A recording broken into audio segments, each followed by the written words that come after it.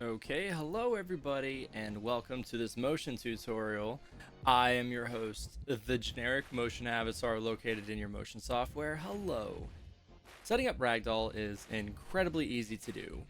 After you have brought your avatar into this space, if you are unfamiliar with how to do that, I have a previous tutorial on this channel showing you how to set up VRM and VSF.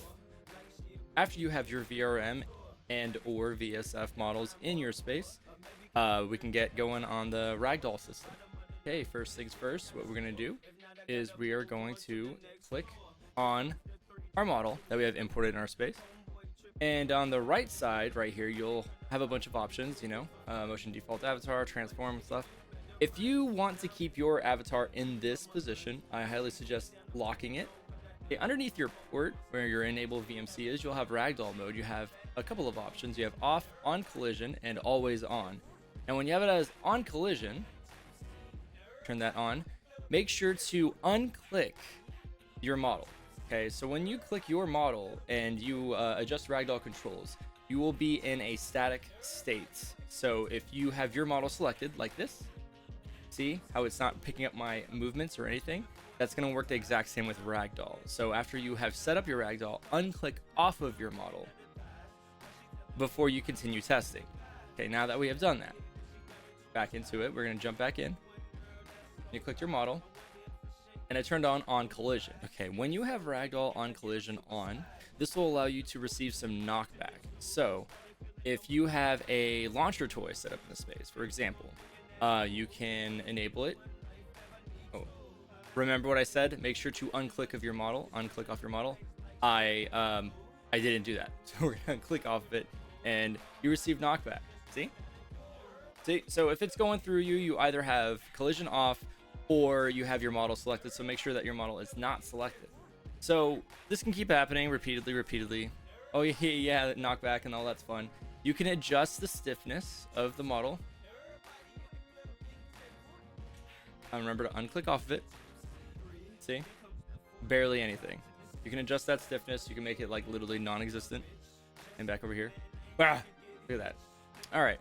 So that is Ragdoll on, and that is with max, low, and mid stiffness. Next up is health. Actually, you know what? Let me just show you this really fast. So, on selecting your model of Ragdoll, you'll have off, on collision, the bottom, always on. Watch what happens when I have always on. Oh, I fell to the floor. There's no collision on the floor, so I just fell through. If you have an object on the floor, you will crumble. Your model will just drop to the ground and just be like a ragdoll, like these over here. Don't worry about these. Don't worry about these bodies. Okay, they're just here. Anyways, that's what happens when you have it as always on. The model will always be crumbled around, full ragdoll mode. You can throw them around, knock them around, just have the time of your life. Go nuts. But to bring back our model, we'll go back to, I believe it's this one. Reset position. And turn tracking back on. There we go. And now I'm back. Okay. See? Nothing to worry about. So that's what happens when you have Ragdoll on. If you have, make sure that your floor has collision, or else you will fall through the floor, and like you had just seen. And you have also seen what happens to the model when there is collision on the floor. You will just be a pretzel on the floor. So that's what happens when you have Ragdoll set to always on. It won't be reading your tracking, won't do any of the like. You're just going to be floundering around. So have fun with that. Next, the part that everyone is super excited for. We're going to turn on collision back on. Okay. And now at the very bottom, you'll see this little option that says health. Right? For your health, you definitely want to turn this baby on. Now, when I click back on the model, you'll see you can have your max health set to anything you want. So right now I have it set to 5. You know what 5 means? 5 means I can take 5 balls before I ragdoll. But I also fell through the floor because I have no collision. So what you want to do is adjust your health right here on the board to whatever you want it to be. Okay, make sure you adjust it to whatever or wherever you want it to be. How many times it takes for you to take balls in the face before you crumple on the floor. It just, it's you. It's your parameter. It's whatever you want to have it set to. You can have it set to like, I don't know, like 40. Look, oh cool, 40 hits to the face make you crumple, but we'll leave it at 5. We'll leave it at 5. Now that we've done that, okay, we're gonna zoom back out. There we go. All right, and the health is going to allow you to do something else too. So we have these objects. I believe I'm gonna put it right over here, right behind me. So you'll see the back of my head is right here as I'm talking to all of you. Right here on this side right here, I'm going to put an explosive object. So you type explosive, you'll see there's explosive boxes and barrels and the like. Just go ahead and add box. Why not? Just take this box and we'll just put it right here. Take it, drop it. Oh, it's so pretty. It's right there. Like nobody even realizes it. It's just chilling. It's right there. To make this box go off and explode, what you want to do is in the nodes, I want to, just for the sake of this, I'm going to remove the hotkey off the ball, and I am going to add the hotkey for the box, just for this tutorial. You can have separate hotkeys set to different things. So there we go. Okay, and just so you know, your trigger overview over on the left side here, right here. On the left side, you'll have, oh wow, it's a little cut off. Well, anyways, you'll see your scene hierarchy, and then you'll have trigger overview, and this will list all of your triggers. All of your triggers. You can also set these up through your stream deck too. So, just for this, I have my stream deck set up for my own stream, so we'll have it set up like this. So now that we have done that, we're gonna go ahead and click on the model. All right, cool. Look at that. On collision, we have health set to 5. And for the exploding objects, explosive box, on the right, you'll see a few options right over here. I'm gonna zoom in. Whoa. Oh, shiz. Oh, no.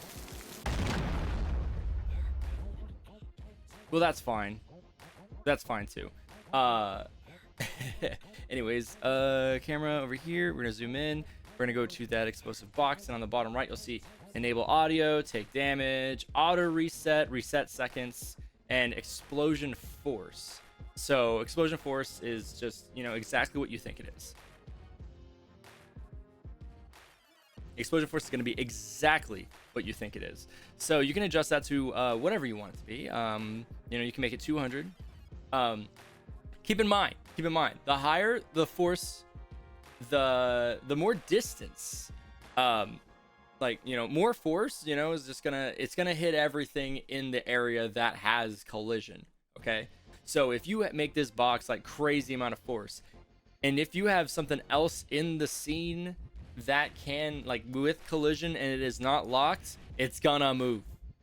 So make sure that you move your things and lock things in different places and where you want them to be before you start exploding everything in your scene, because things are gonna go flying. Okay, so over here on the bottom right on this little thing here, you'll have enable audio, take damage, which is true, just so we get knockback, and auto reset, which is absolutely true, and reset seconds. You can, for the sake of it, we'll make it 2 seconds. Explosive force defaults at 200. Let's make it 500. Why not? Let's have fun with it. And then we just turn it on.